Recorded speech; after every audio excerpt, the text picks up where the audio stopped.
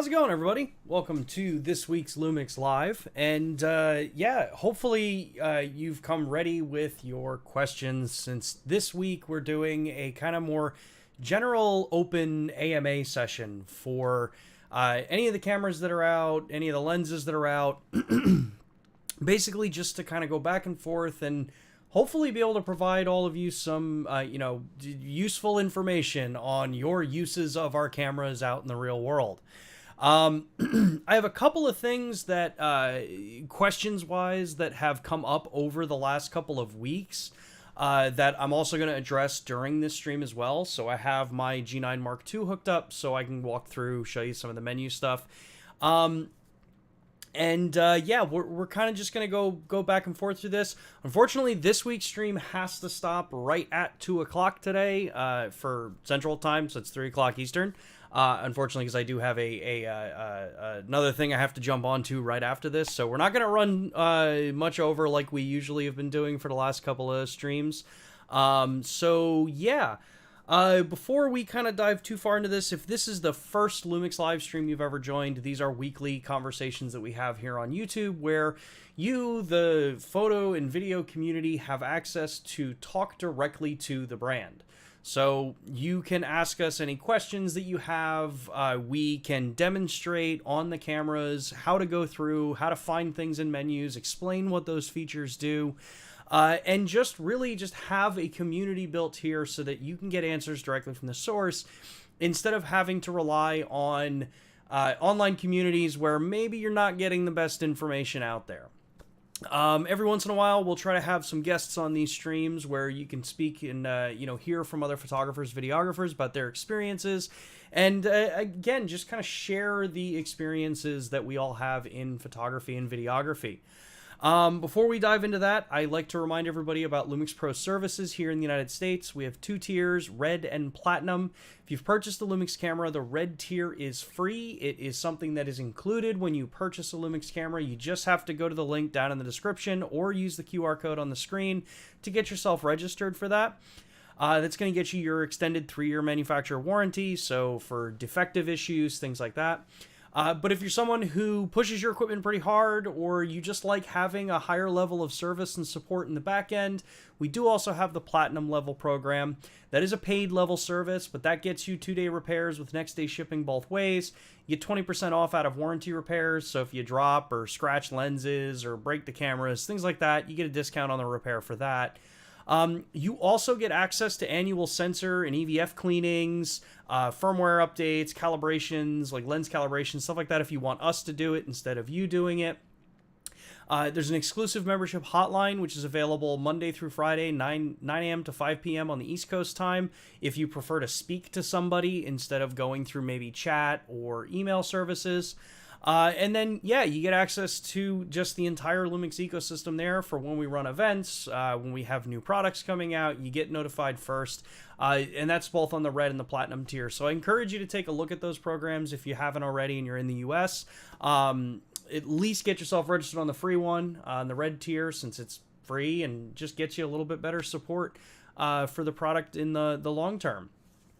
So as we mentioned, this is a general AMA stream, so if you have a question, make sure to tag at Lumix USA like you see many people doing in the chat. It helps me differentiate conversation from questions that are posed directly to us, so we can try to kind of go through them.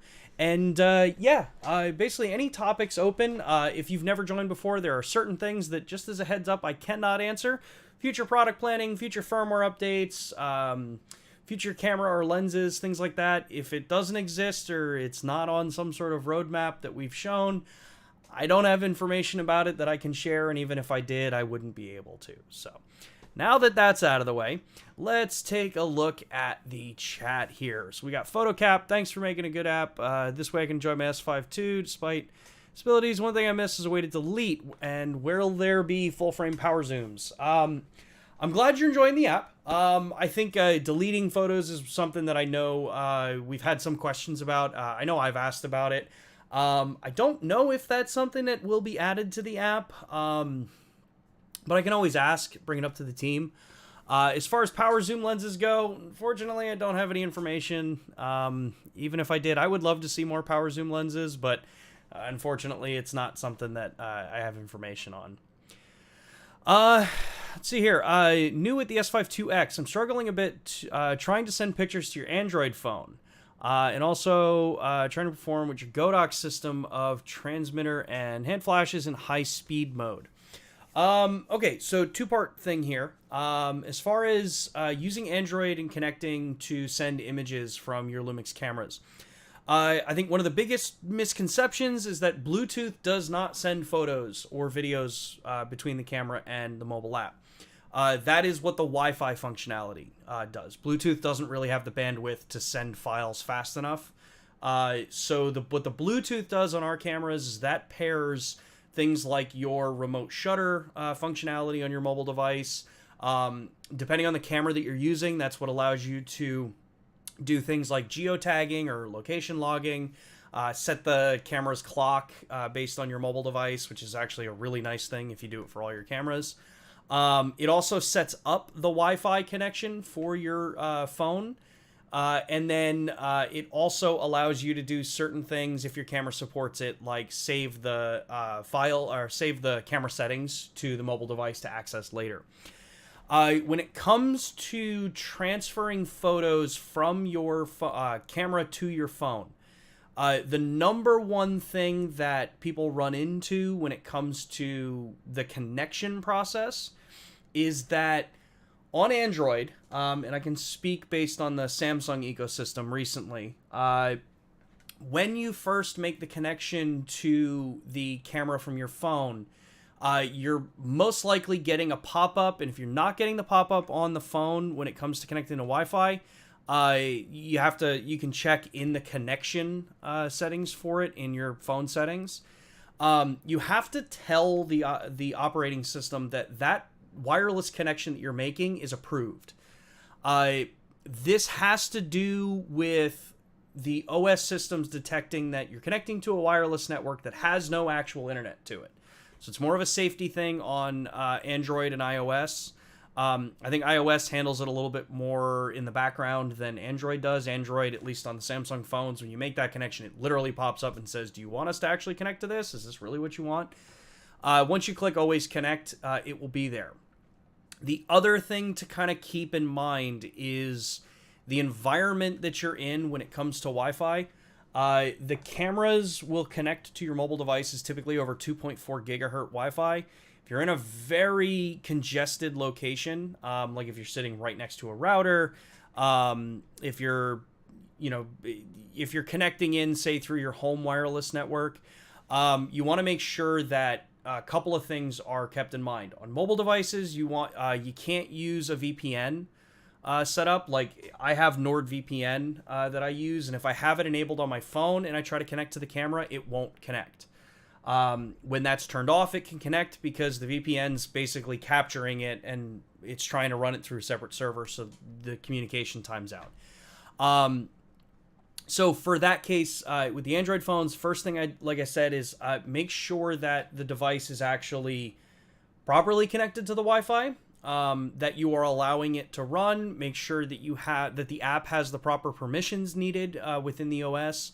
If you haven't used the apps in a while, a lot of phones are starting to default that after a while it puts the app into like a deep sleep state, which means that it starts removing certain permissions, and that can cause issues when you're transferring, like if the app doesn't have access to your photo gallery because it needs to be able to save them there.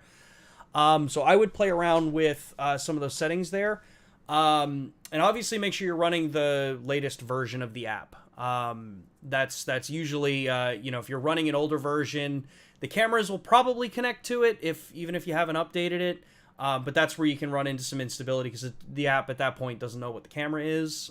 So that's why the apps get updated, is to add that compatibility support for it. The second part of your question, Godox system of transmitters and hand flashes in high-speed mode. So this would be high-speed flash sync for those that don't know. High-speed flash sync with the wireless triggers, I have to double check, but I believe it should work, but there are some extra steps that may have to be done.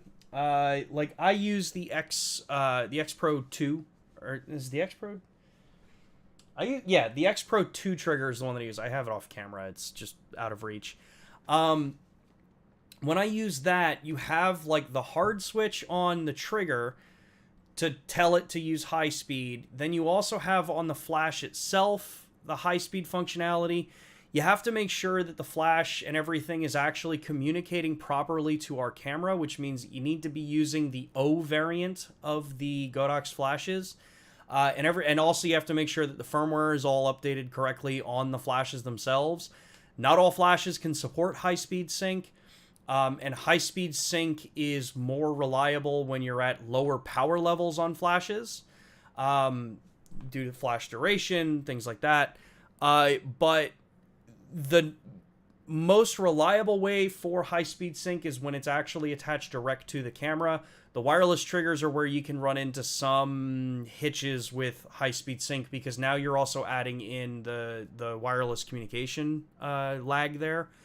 But I can do a little more digging onto that now that I actually have all of my flash kit back. I have a couple of the 80 series. I have the V860 series. So I can go through and test all of this stuff and try to get back to you probably in a couple of weeks with our streams there. Deezer says, why making the lens teleconverter compatible, talking about the 100 to 400, and then not offering it or even producing teleconverters, especially 1.4 anymore? I don't know where you're getting information that teleconverters aren't being produced. They are. Availability is always dependent on the retailer at that point. We are making them. It's whether or not the retailer has them or is ordering them and keeping them in stock.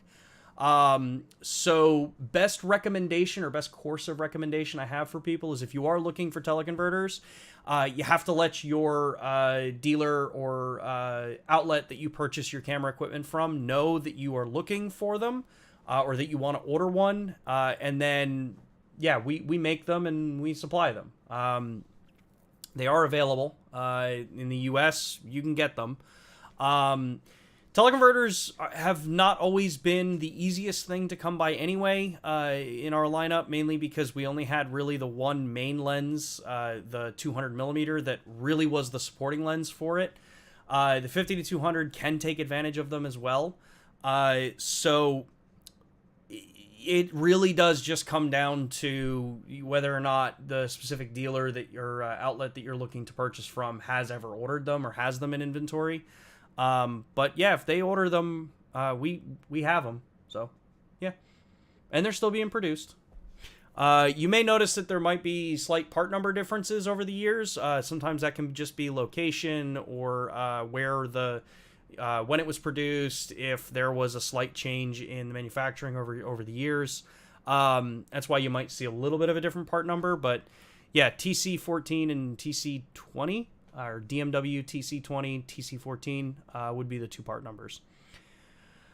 In-camera noise reduction in G9 Mark II video modes. How does it depend on ProRes 60p versus HEVC 120 FPS, both in Vlog?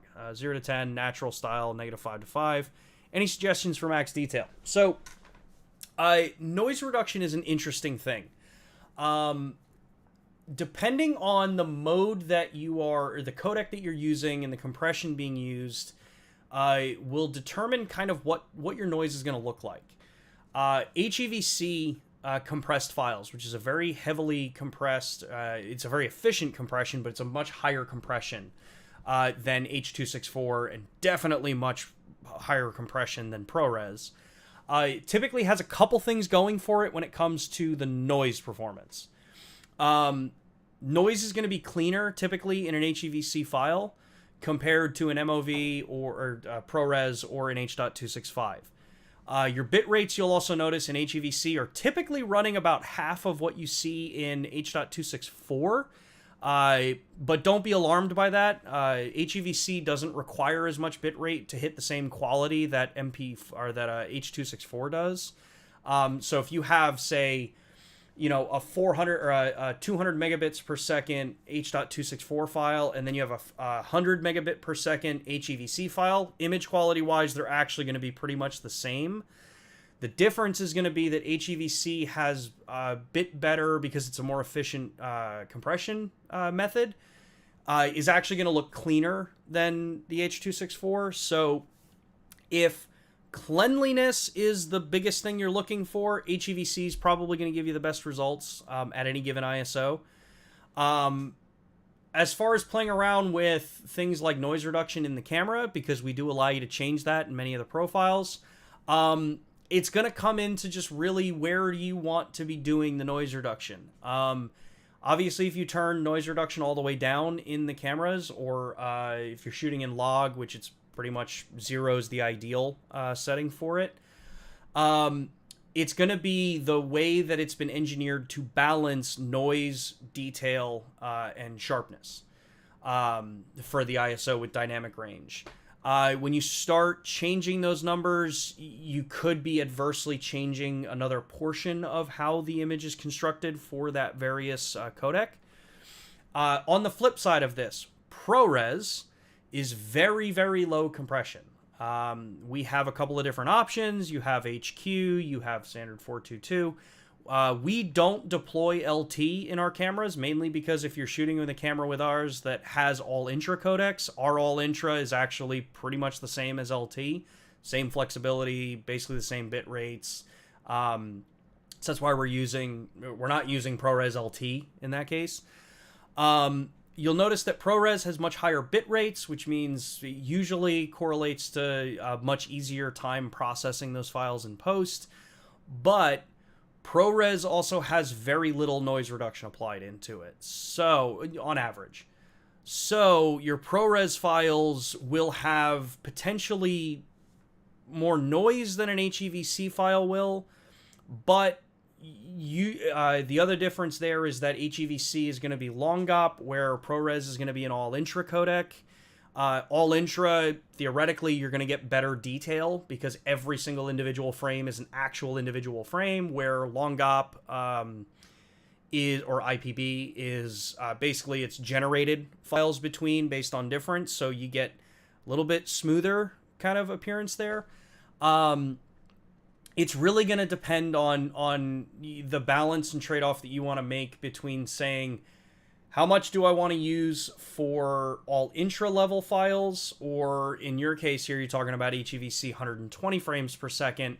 That kind of has the benefit of, one, it's the better compression. The trade-off being on a G9 Mark II that DR boost is not running when you're at 120 frames per second.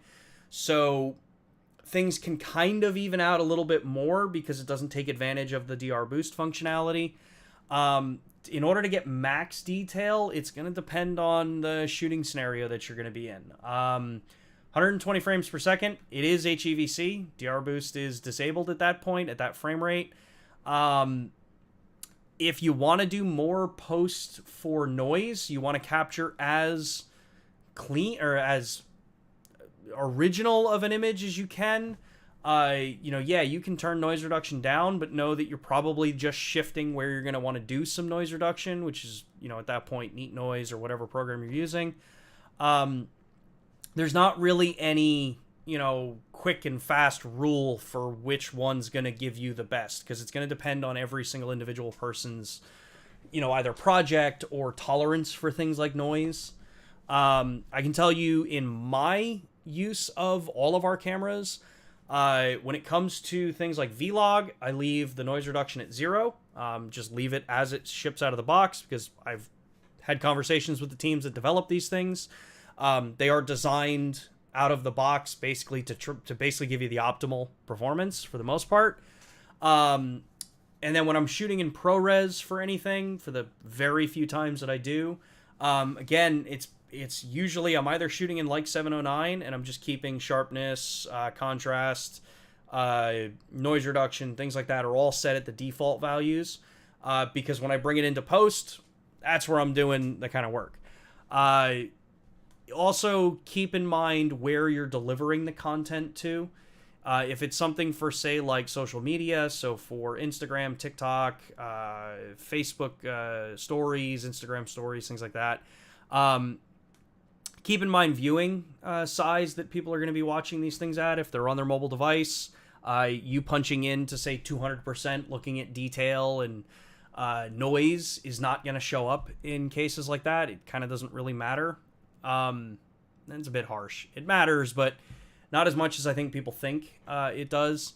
If you're doing like cinema production for this, you're going to be shooting in ProRes and you're going to be doing everything in post anyway, or you're going to be shooting external in ProRes RAW or Blackmagic RAW if that's what you're doing. So at that point, you're doing noise reduction in post anyway.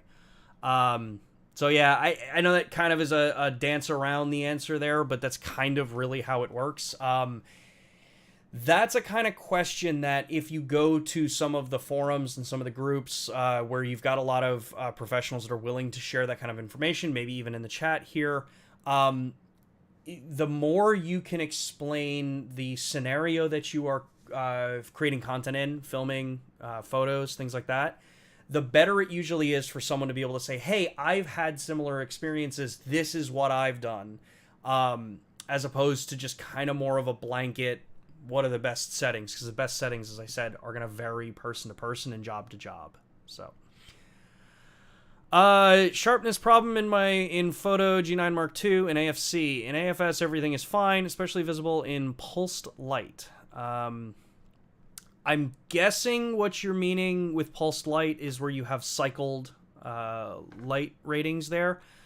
And I'm sorry, I can't pronounce your name. I don't read that language. However, this is going to be a pretty similar situation without actually seeing what you're talking about as far as the scenario you're photographing in, seeing a photo or the settings that you had the photo shot at. It's very hard to provide any kind of feedback to you or determine if it's an actual issue because I photograph in various, mixed lighting conditions, and I have zero problems with the sharpness on the G9 Mark II with all of my lenses. But that doesn't mean that in your particular scenario, there might be something that I can recommend, but I'd have to know, what aperture, what ISO, what shutter speed, maybe an example of a photo, that kind of thing. That's how it can kind of help. We do have the Lumix Live at us.panasonic.com that you can reach out to. It's usually at the end slug of the video. We can try to troubleshoot there. It's not the fastest way, mainly because that's I watch that email address, but it's not always the fastest for us to respond for me, because I'm the only one that does it. But you can always try that. Just mention which stream you were on and the potential issue, and I can try to walk you through, maybe see if we can find a solution for you. Pro says, constant problem with constant preview on the S5 II. Half press shutter brightens the screen for focus and is very distracting. Not a problem on other cameras. I logged this with Panasonic team. I don't have the same issues, and I use constant preview all the time. So focusing systems, especially now with the PDAF systems, they require, for accuracy, and this is going to depend on how each manufacturer decides to do this.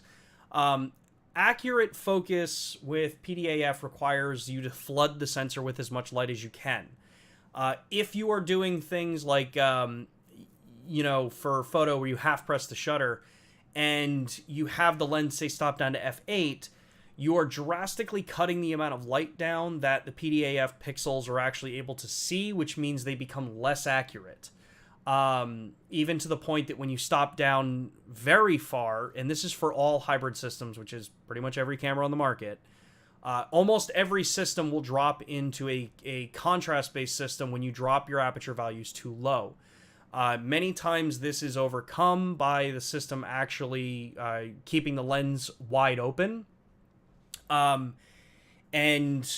many other cameras that have been out there, their constant preview is a different approach than what we do. Our constant preview, you have a couple values. You have the shutter simulation as well as aperture simulation, or you can tell the system in the newer cameras, like the S5 Mark II, to only do aperture simulation.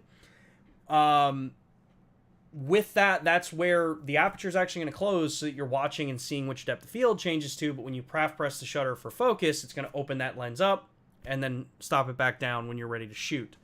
Other manufacturers will do this through software gain, which isn't necessarily the greatest. It's just different ways to do it. It's the way our system works as of now. I don't know if there are changes coming to it.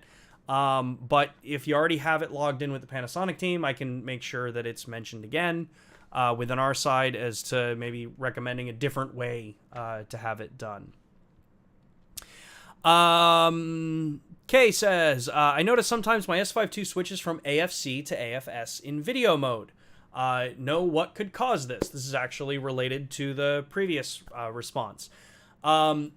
Depending on the low light situation that you may be filming in, or how you've got the camera metered, if you are relatively heavily underexposed in the image, you can kick the system out of autofocus continuous to autofocus single. The reason for this is usually that kind of trade point where the initial acquisition is going to drop into single so that it can actually grab a point ready for you to start recording. When you are recording, actually doing the video recording content, you'll notice that it will be doing continuous focus. It's just that when you're half pressing, it goes and prefers to lock to a point instead of sitting in kind of a perpetual motion where it may be bouncing back and forth between where PDAF works, where contrast is the system that takes over, and that happens in much lower light scenarios or when you are underexposing pretty heavily. Ways around this, typically, double check your metering mode. See if you are in like multimetering and the meter itself is actually reading much darker than maybe the scene should be. If you've got really bright highlights and really dark shadows, those are kind of not great for evaluative metering or full area metering. Maybe check trying center weighted metering. But usually the case there is because the exposure is going to be much darker. It's going to be very, underexposed based on what the meter is telling the camera to do. Or your aperture value is dropping so low down the range that at that point it's just going to lock your focus, make sure you've got it, and then when you start recording video is where it would be continuous at that point.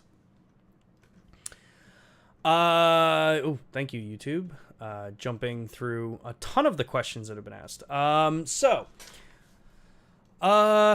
brilliant feature you should shout out, assigned media for dual SD card. I have mine set to slot 1 for photo, slot 2 for video, makes organizing a breeze, and for using the right cards. Yes, 100%.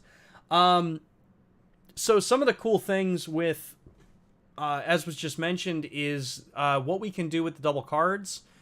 So you have the ability in many, almost all the Lumix cameras now, especially the ones with dual cards, you have the ability to come in and change the way your card allocation or your file allocation works. By default, cameras are going to ship and have the system set up as relay record, which means when card 1 fills, it rolls into card 2. The nice thing about our system is that when you're in relay recording, the cards are hot swappable. So once the card 1 fills and the file, the video, the photos, whatever you're doing is now moved on to card 2, you can pull card 1 out, offload it, put it back in the camera, and then when card 2 fills, it'll automatically roll back to card 1, and then you can, rinse and repeat. Keep doing the same process. We also have the backup recording. Now, backup recording does require you to have matched memory cards because you need to have the same speed rating, the same classification ratings. They have to communicate to the camera that they are the same card or the same capabilities in card. But this lets you to dual backup record everything to both cards. And then, as Pro was mentioning here, you also have allocation recording. The cool thing with allocation recording is that you can tell it JPEG, RAW, and video and allocate them to whichever card you want. So I talked about this a number of weeks ago when the question came in about, well, what about media cards? Now, from the Lumix standpoint, it's always recommended that you're using at least V60 in a camera like the S5 Mark II, the G9 Mark II, or even the S5 IIX. V90 cards are the optimal cards. Those are the ones that are highly recommended to be using.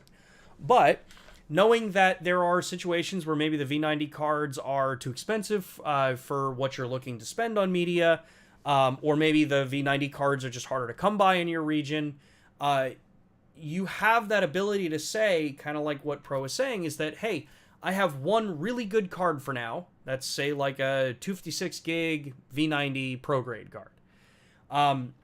You could have that in, say, slot 1, since on the S5 Mark II and the Mark IIX, they are both UHS-2 card slots. Same on the G9 Mark II, so you don't have to worry about which slot you use. And then you can say, hey, I want all my high-quality video going to card 1.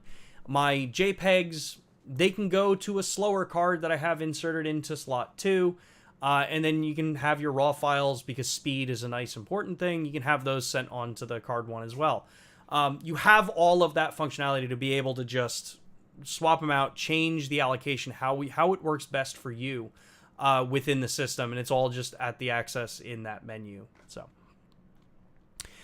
Todd says, I recently bought G9 Mark II, and there seems to be a glitch with the video recording. The capture time and metadata isn't my time. CST appears to be GMT, as it's 6 hours later. Continuing, the file creation time in the computer folder is correct. Interesting. I will check into that, Todd. Unfortunately, I don't think I have an answer for that now, but I will definitely take a look at it and see if that's something that we can make sure and bring up to the engineering team. Let's see here. Hello from New York City, my old stomping grounds. Does my Lumix GH2 shoot RAW in 8-bit or 10-bit color? Thank you for the informative video. For still images, RAW doesn't have bit depth. Well, it does, but not. It's weird. It's not necessarily in the same way that a JPEG does. I believe the GH2 was a 12-bit RAW camera. I think that's where most of those were. That was the generation of camera that when you would go to electronic shutter, it would drop to 10-bit. But I would have to do some heavy research to find what the bit depths were on the GH2. I can check for you. One easy thing that you can always try to do is if you just take a raw file and open it up in a anything that like can read metadata for you, it'll tell you what the bit depth is for the images. Todd says, one more thing. Is there any way to set recording quality in photo mode using the red record button to be different from the quality set with the mode dial set to video? No, unfortunately, those are, as far as the record quality, so like resolution, frame rate, things like that, those are going to be tied one way or another. The only thing that you can change if you're triggering video from the photo modes is you can override what mode you are in photography. So if I'm here and I go to, see if I can find it here, because I rarely ever, if I'm recording video, I'm just doing it in the main setup here. So right here in the settings menu, you'll see auto exposure in PAS-M. What this is settings for when you want to record video and you're in PAS or M, not in the creative movie mode. This is where you can basically say, hey, if I'm in photo and I push the red record button, just be in auto exposure. But that is going to be tied to what recording modes you select here, which will carry over to the creative movie mode. The only other thing that you can do to kind of change some of this is go to the creative video combined set and then change all of these to the camcorder icon. And what this will do is this keeps these settings separated between the two, but that's more from a function of how the camera operates perspective for that part. Let's see here.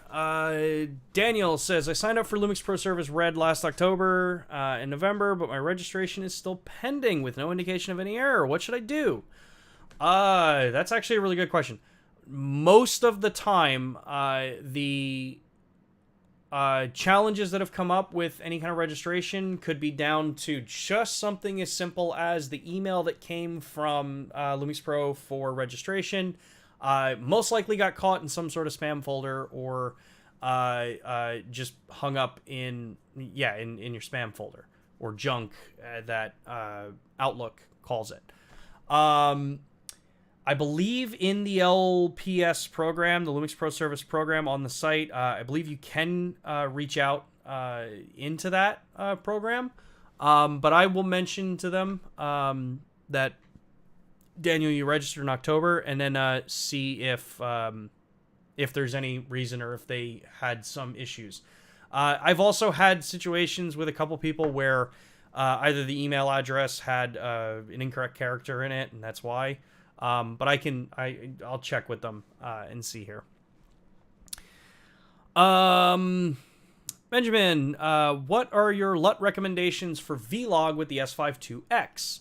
I am not the greatest person for LUT recommendations when it comes to video. Out of the gate, I typically am using the 55M LUTs for most of anything that I'm doing in vlog and doing conversions with. I have used the actual Panasonic vlog LUTs that are available on our Pro site. That's like the 709 conversion, nicest 709, things like that. Those are kind of my go-tos, but I am in no way, I'd say, an authority on color grading when it comes to video.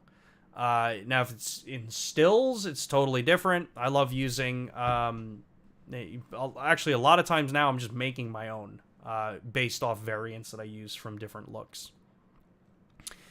Andre says, is there any chance of S1R users getting any type of firmware upgrade? It seems this camera was given the least amount of upgrades. I love my S1R, and it still takes great pictures.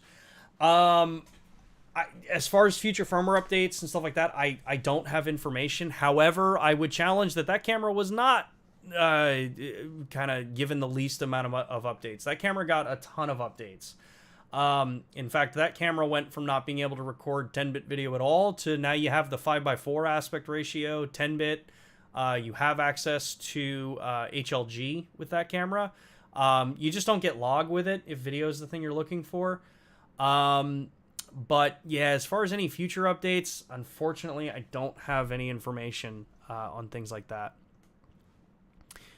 Chris says, new to the G9 Mark II. Awesome, Chris. What focusing mode should I use for single subject? One area, square box, full mode. I'm coming from shooting MF, manual focus, only on past Lumix bodies, so AF is new to me, thanks. It's going to depend. It's going to depend on what you're shooting, right?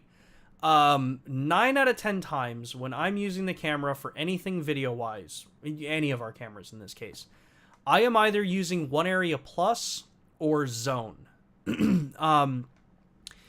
Excuse me. So if I'm bouncing back and forth between photo and video, it's usually going to end up being zone, because it's usually a situation where like I'm photographing motorcycles and then I want to do a couple quick video clips. And zone just makes it easier for me to keep the subject that I want to have the subject detection being used for. It just gives me a little bit easier to keep that in a region of the frame for framing. If you're in really kind of congested locations, or your subject's in like a really kind of congested, what I would consider congested location, like if you're doing wildlife, that's where I'd probably recommend like one area or one area plus.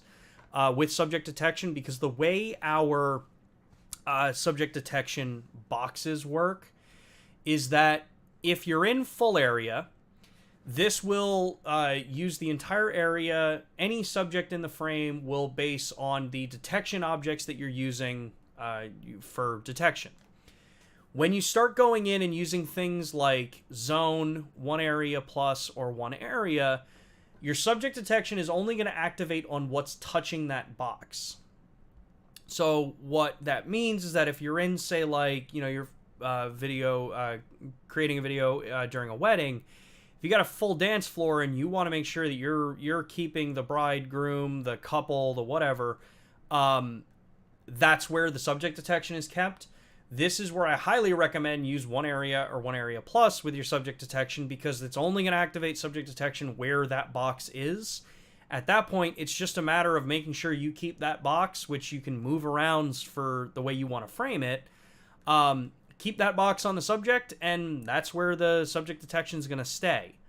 At that point, that's where you would then just go in and play around with the AF custom settings here, which if you go into the menus, this is where you'll have AF custom set for video.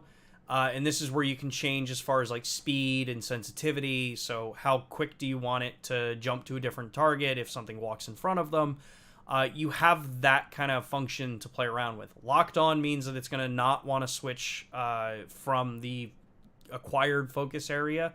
Responsive means that it's going to be more susceptible to wanting to change if a new subject walks into that kind of focal plane or over that focus box.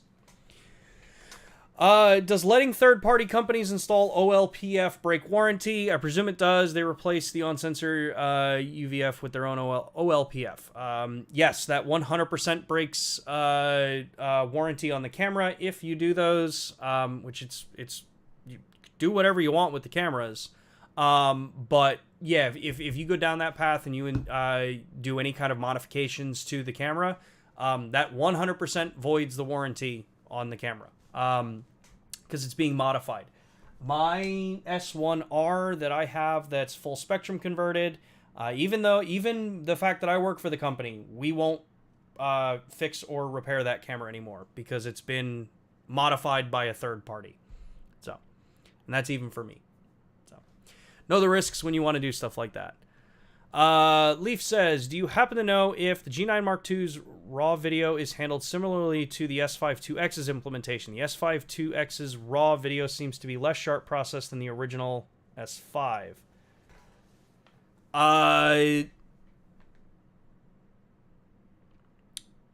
S5 Mark IIX's RAW video over HDMI, the main differences between the original S5 and the S5 IIX really just came down to, actually, I think the Blackmagic RAW implementation when it comes to the way white balance is handled. Outside of that, the processing and the creation as far as what is being done with the raw signal coming from our camera is processed and done by the recorder. That's not being done in the camera or being processed in the camera. So if there are any differences, it's going to be on the recorder side. It's either going to be on the Blackmagic Video Assist side for Blackmagic RAW or on the ProRes or Atomos side for ProRes RAW. G9 Mark II is going to be handled the same way. So it would depend on what the recorder is doing and making sure that you've got the firmware updated, all that kind of stuff. It's up to that side. All we are doing from the camera, and this is one of the reasons why with our RAW, when you do things like 4K 60, that's why those are pixel-to-pixel readout, because RAW shouldn't be processed in camera at all, or to an incredibly minimal perspective. So taking like a 5.8K and then downsampling it to 4K and then trying to convert that into RAW, it kind of doesn't make any sense because you're processing it before it goes into the data stream for the external recorder. So yeah, that's where that kind of sits. Is the Leica monochrome profile available for the S5 II or X? If not, any outlook on this? It's not available now, and I have no idea if it's coming to it, unfortunately. Elizabeth says, I just started using my Lumix G, purchased back in 2017. Would you recommend upgrading to something newer? I also need a telephoto lens. Is there one you recommend and my camera supports? So Elizabeth, it's gonna probably more depend on which camera you have from 2017. If it's a G interchangeable lens camera, it could be a couple of them. The beauty of the Micro Four Thirds system is that it doesn't matter which of the lenses you look at from the Lumix perspective. They're all going to be physically compatible. They're all going to work on the camera. You're not going to have a problem like that, as long as you make sure that it's a Micro Four Thirds lens. As far as a good recommendation for a telephoto lens, it'll kind of depend on, how much you want to spend on it, what, amount of, I'd say, commitment to telephoto you want to make. We offer a number of them. There's things like the 45 to 175. There's the 45 to 200, the 100 to 300. Many of these have version 2s now. And they're all solid choices if you're just getting into telephoto photography and you don't want to go all the way to the top tier, which would be like the 100 to 400 Leica variant, the 200 millimeter f2.8. So I'd recommend, regardless of what camera you've got, because it's a G series camera, it's going to be compatible. Probably taking a look at things like 45 to 200 or 100 to 300. Since they're going to give you a substantial increase in the reach that you would have compared to if you have like a 14 to 42 as the kit lens. That 45 to 200 can be a really nice addition as a telephoto optic for you. And it's also not one of the lenses where you're going to spend an arm and a leg on it.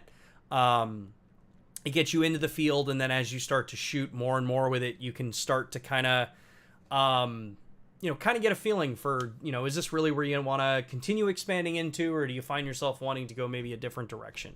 That's usually how I advise people for the next lens to go with.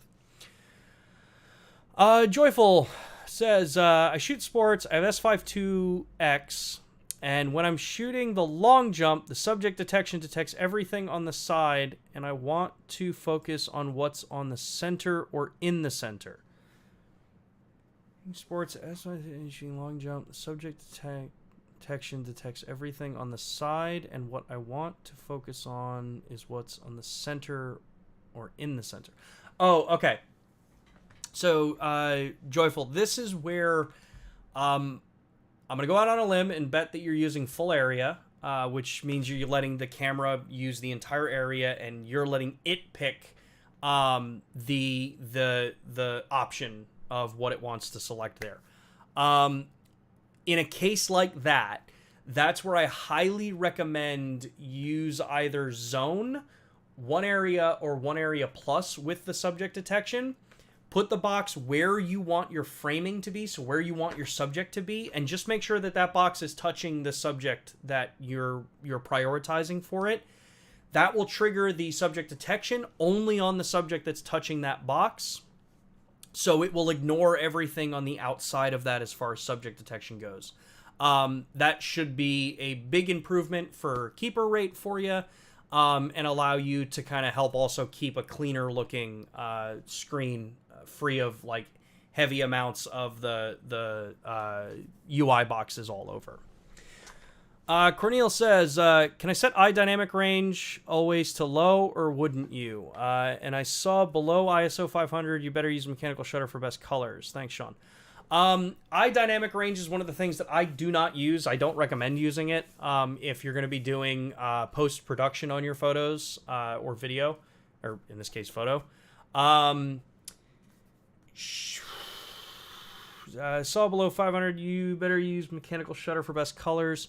I challenge what I think what you're referencing as far as ISO values versus mechanical and electronic shutter. Remember that the data that is being used on some of those websites is community provided data. It's not actually from a single source. It's actually doing, providing a proper scientific method and handling of the source files for the data. DR boost works in electronic shutter. So you can use below ISO 500. I do all the time, and I have no problem with the files. I would recommend, if you have the camera, do your own tests. There's a lot of information out there that is full of half-truths and, in my opinion, flawed testing methodology. And that's honestly, that's going to be a debate that no matter who you are, there's always going to be a debate back and forth on whether or not testing methodology is good or not. I don't decry anyone wanting to do testing on things, but I can tell you on G9 Mark II, I shoot with electronic shutter. all the time below ISO 500, and yeah, I get the same results that I get in mechanical. So, all right, I got time for a couple more questions, and then, like I said, unfortunately, I do have to stop at 2 o'clock here Central. Unfortunately for other prior commitments, but Eric says, was the Micro Four Thirds 200mm 2.8 actually discontinued, or is that just bad internet info? I think it's a mix of bad internet info and maybe some regions have decided to not want to continue carrying it. But I haven't seen anything formal discontinuing that lens. So yeah, that's why I say it's kind of, I think, a mix. Regarding teleconverters, Panasonic representative said they are not available in whole of Germany, and I cannot find them anywhere in Europe.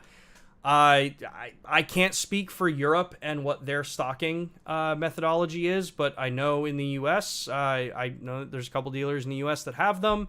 I don't know if those dealers ship overseas. They're not, usually you don't, because it's not a product intended for import into that region. So I would, at that point, you would have to check with the dealer and push to have them get it, because it is an available product. It is something that we are manufacturing still. Let's see here. Brendan says, hey Sean, just wondering if there's any way with an external recorder or internal to record my S52X in OpenGate in 422. The only thing that you'd be able to do for that particular perspective is you would have to shoot RAW video, I believe. I don't have my external recorder, so I can't figure it out. But RAW over HDMI is what allows you to do the anamorphic or the OpenGate recording functionality to get higher than what the regular the resolutions are in camera. Because the 3:2 aspect ratio is not part of a standardized HDMI signal for resolution, it's not able to be sent over HDMI. What happens when you do it is that it is contained in a 3840 by 2160, so a 4K 16:9 that has pillar boxes.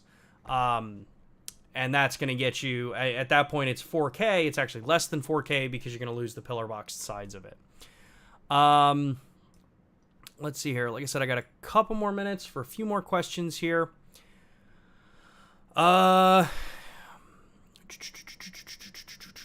Sean. What's the best AF mode for group shots? Any audio solutions for more than 2 people? Also, any AF mode tips for portraits? As always, greatly appreciated. So, rapid fire here. For group shots, typically I'm using one area or one area plus. You'll notice a kind of common trend with the way I shoot is it's almost always one area or one area plus. You can use subject detection at that point if you want, if it's group shots. What's more important in group shots is that subject detections are not really ever going to help you in a case like that.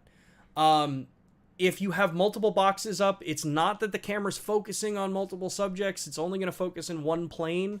The important thing is to make sure that you are selecting the point that you want to focus in a specific spot that your depth of field is going to cover, or use your depth of field at that point to cover front to back depth of that group. So yeah, at that point, I use one area, pick kind of the middle of the group, make sure your depth of field's deep enough to cover all of them, and then you should be good to go. Audio solutions for more than 2 people. This will depend on the camera you're using. If you're using a camera that has compatibility with the XLR1 and you are using like any of the cameras that support 4-channel audio, that's where you would have 2 channels coming in through the XLRs on the adapter, and then you can do 2 channels on the 3.5 in the camera. That would give you 4 separate channels that you could be using to actually get for multiple people. If it's only 3 people, you can have 2 set up on the XLRs for the 2 people, and then you can use the in-camera microphones for like scratch audio at that point. Any chance, in the last one, AF mode tips for portraits. For any kind of portrait stuff like that, I always recommend using human detection unless you are doing legitimately just headshots. If it's just headshots, then the face and eye only detection works great, as long as the person doesn't turn too far away from the camera. but that's why I recommend using human 99% of the time. Any chance of RGB waveform scope in future cameras? I can ask. I don't think so. At least it's not something that I've heard on the radar as of now. But we can add it to the feature request list. Steven, I shoot manual exposure on S5 II. What would be the best way to set up the camera to quickly jump between stills and video with settings remaining the same, custom buttons, or mode dial switch? If you want all your settings the same from photo to video, or... So out of the box, the camera is set... I mean, you can do custom 1, custom 2, custom 3. What you would do there is set the camera up the way you want it in the mode you want, save it to C1, go back, set the camera up the way you want C2 to be. So that means physically changing it to like aperture, shutter, priority, any of those modes. Set the camera up, save that setting into C2, and then at that point you're just clicking between C1 and C2.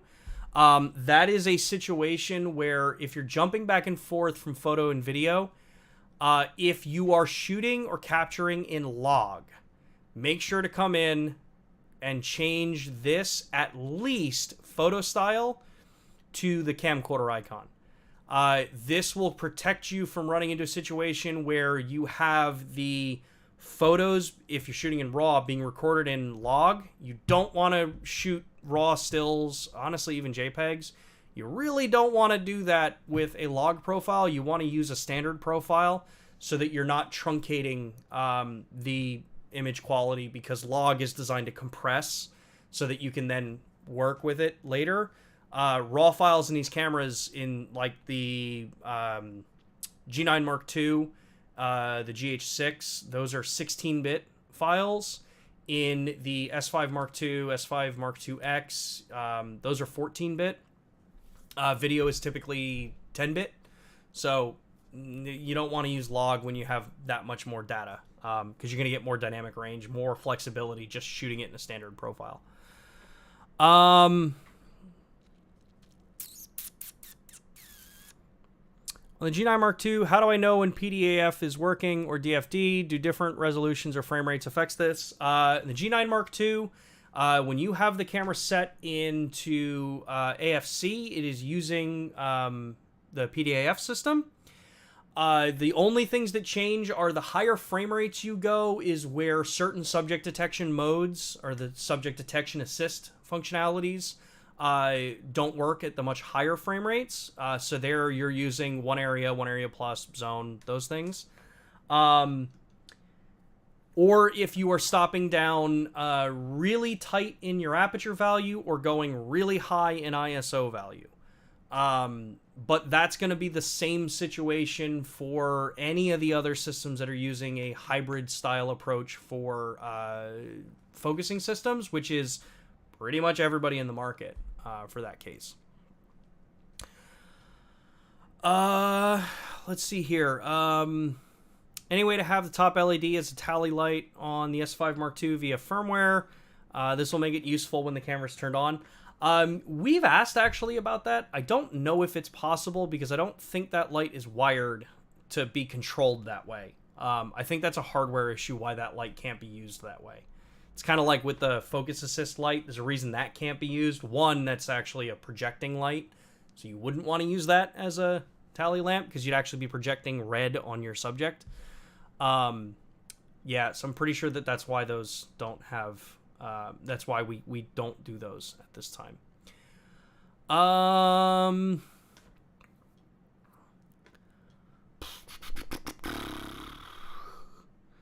With the latest firmware update with the GH6, can I record 5.7K 60p B-RAW to the Blackmagic 12 Video Assist? Yes. Found Ninja 5 capable of recording 5.7K at 60 to ProRes RAW, but not sure with BM.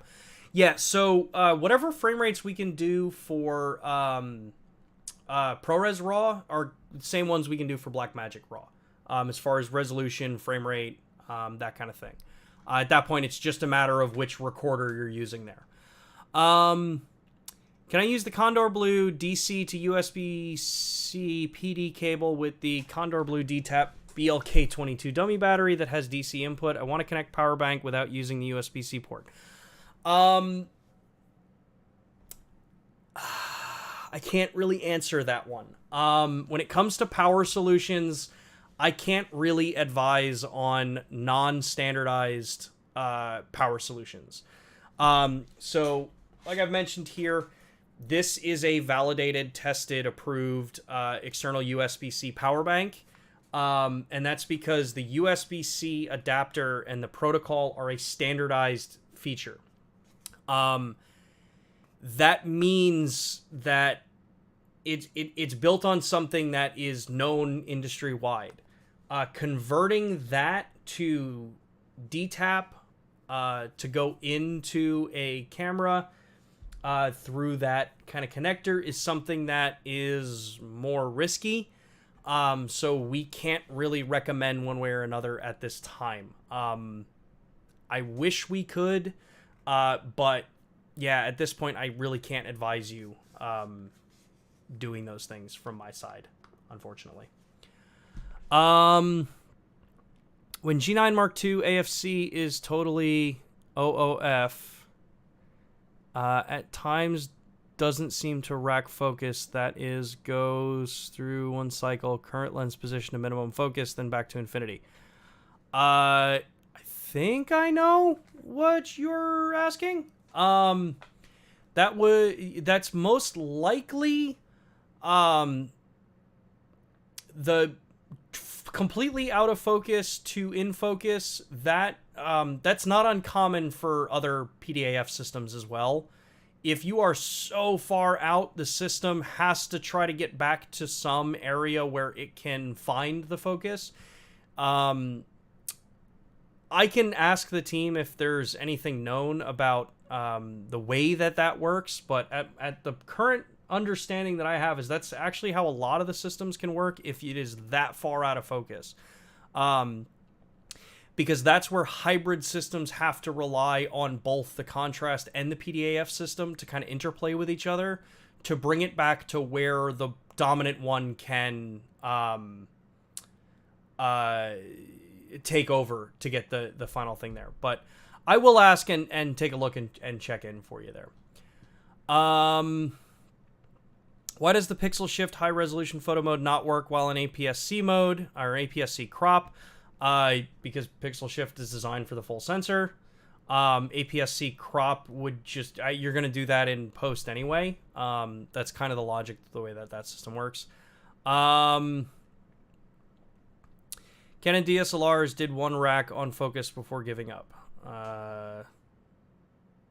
DSLRs also used a decoupled PDAF system there. Why does handheld high resolution produce so much noise change when dark shadows are raised more than 3 stops? I've seen people talking about that on DP Reviews forum. I'm starting to do some testing on that because I'm not experiencing the same thing that people are. I'm wondering if this is down to because a lot of people are using what's the software? Using the open source raw decoding process for it. I believe there's a problem with how the software is working with the files because I don't have those problems in Lightroom when I work with the files. So, all right. With that, unfortunately, everybody, I have to actually wrap up today's stream. Thank you all so much for the amazing questions, the comments, everything that you all have been commenting and interacting with in the chat, helping each other, bringing light to different things there. We will not be live next week. I am unfortunately traveling, but we will have a video posted for it. I'm actually in the process of editing it for next week's video stream. That will go live at 2 p.m. Eastern time next Thursday here on YouTube. Other than that, have an awesome weekend. Have an awesome rest of your day. Get out there, create some cool stuff. If you liked this video and you feel you got some stuff out of it, give us a like. It helps us grow this channel. If you know other people that may be interested in wanting to join these streams, share the streams out to them. Get other people involved. This is an awesome community, and you guys all have some really cool insights that help us build better products as we move forward. Other than that, again, thanks, everybody. I will see you all in a recorded stream next Thursday, 2 p.m. Eastern Time, right here on YouTube. Later.